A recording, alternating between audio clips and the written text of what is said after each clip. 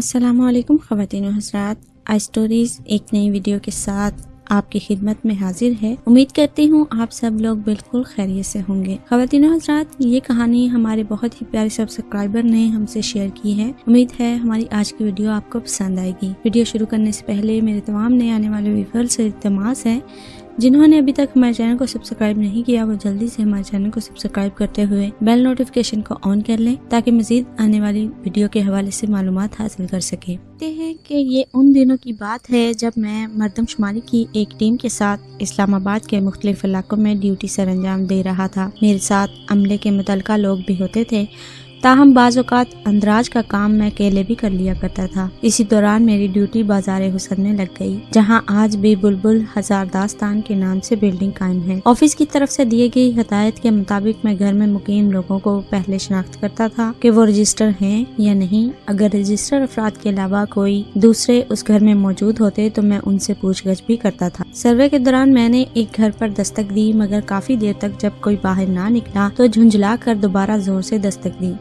कुछ देर बाद एक 9-10 साला बच्ची ने दरवाजा खोला और मुझे देखकर रटे रटाए तोते की तरह कहने लगी, हम वो नहीं हैं जो आप समझ रहे हैं। मैंने हैरानी से उस बच्ची को देखा और कहा शफकत भरे लहजे में, बेटा मैं भी वो नहीं जो आप समझ रही हैं। मैं एक सरकारी मुलाजिम हूँ और मर्दमशुमारी के सिलसिले में आया हूँ। घर के किसी बड़े को बाहर भेजे।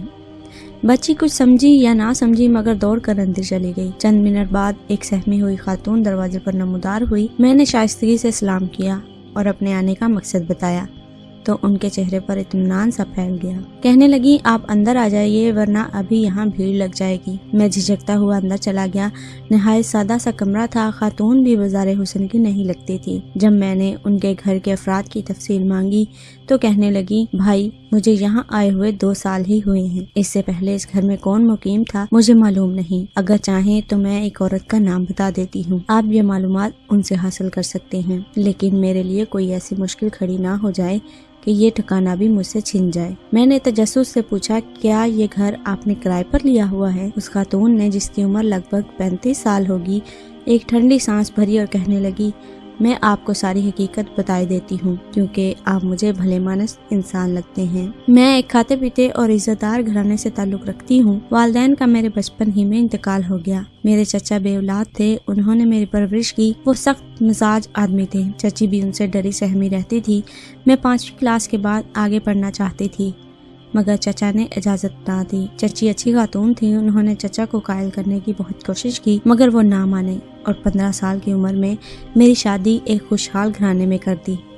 शादी के बाद जिंदगी अच्छी गुजरने लगी।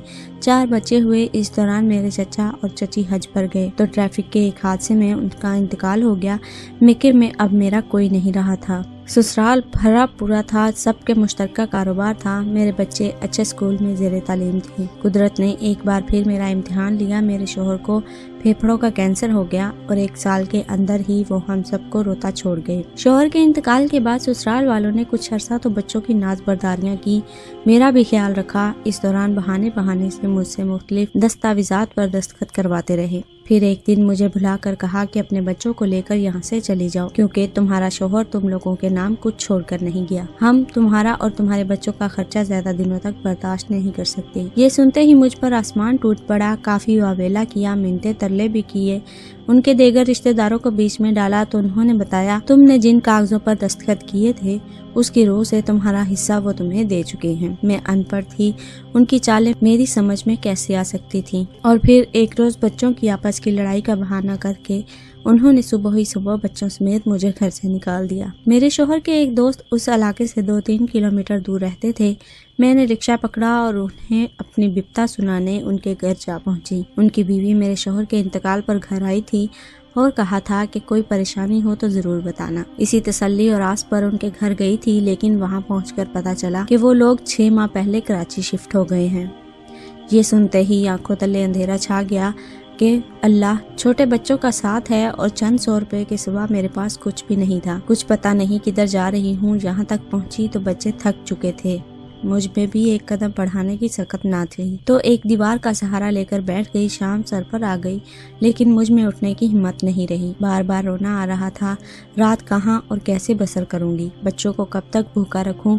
वो बेचारे भी बेहद डर गए थे, कभी रोते कभी खेलने लगते। इसी असना में एक औरत मेरे पास आई और कहा, मैं बहुत देर से तुम्हें अपने घर की खिड़की से देख रही हूँ। शायद तुम लोगों ने सुबह से कुछ खाया पिया भी नहीं। तुम कहाँ से आई हो? क्या सास ने घर से निकाल दिया है? मैंने इकरार में सर हिला दिया, क्योंकि अब मुझे हर हाल में रात गुजारने के लिए कोई ठिकाना दरकार था। वो कहने लगी, कुछ देर बाद यहाँ बहुत भीड़ हो जाएगी, तुम मेरे साथ मेरे घर चलो, बाकी बातें वहीं होंगी। घर पहुँचकर मैंने उसे पूरी कहानी सुना दी। उसने मेरा हाथ मुंह धुलाया, बच्चों को और मुझे खाना दिया और खुद बाहर चली गई।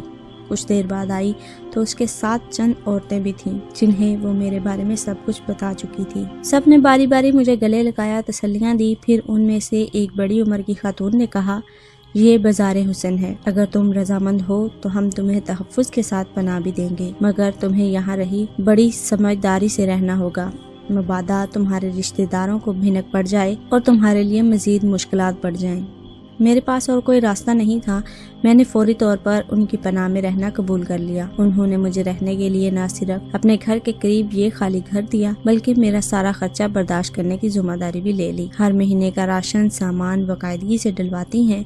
बच्चों की पढ़ाई का खर्चा भी उठा रही हैं। उनका कहना है, जब तक बच्चे कुछ बड़े नहीं हो जाते यहीं रहो। बच्ची के बारे में खास हदायत कर दी, इसे फिलहाल घर से बाहर ना निकलने दो, क्योंकि यहाँ अच्छे लोग नहीं आते। इसके लिए हम किसी टीचर का बंदोबस्त करवा देंगे जो इसे घर ही में तालीम देगी। वो दुखी खातून 2 साल से बाजार हुस्न की बदनाम औरतों की बेलौस खुफिया मदद से उन्हीं के दरमियान अपने बच्चों के साथ इज्जतदाराना जिंदगी गुजार रही है। ख़वातीनो हज़रात, वो कहते हैं, ये दास्तान सुनकर मेरी आंखें भर आईं। मुझे ऐसा लगा मैं किसी और ही दुनिया में पहुँच गया हूँ। बिलाशुबा इस माशरे में ऐसी ख़वातीन भी हैं जिन्हें दुनिया बदकिरदार कहती है, लेकिन दर हकीकत उनके दिलों में खिदमत इंसानियत का जज्बा कूट कूट कर भरा होता है, और उन्हीं जैसे लोगों की वजह से इंसानियत अभी जिंदा है। ख़वातीनो हज़रात, उम्मीद है हमारी आज की ये वीडियो आपको पसंद आएगी और वीडियो आपके लिए मालूमाती साबित होगी। अपनी एक और खूबसूरत सी वीडियो के साथ फिर हाजिर होंगे। तब तक हमें दीजिए इजाज़त। अपना और अपने साथ दूसरों का ढेरों सारा ख्याल रखिएगा। हमें अपनी दुआओं में याद रखिएगा। अल्लाह हाफिज़।